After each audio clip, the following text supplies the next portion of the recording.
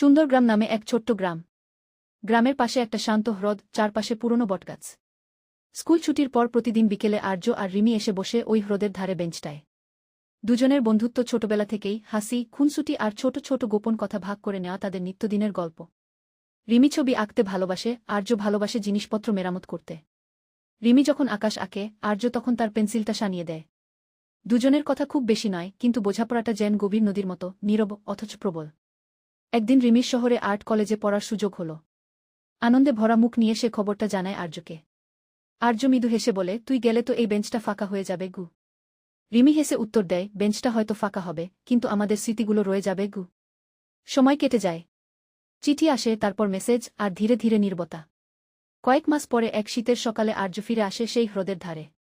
বেঞ্চের নিচে একটা ভাঁজ করা কাগজ আটকানো, খুলে দেখে রিমির আঁকা ছবি। তারা দুজন বসে আছে হ্রদের ধারে, সূর্যাস্তের রঙে ঘেরা।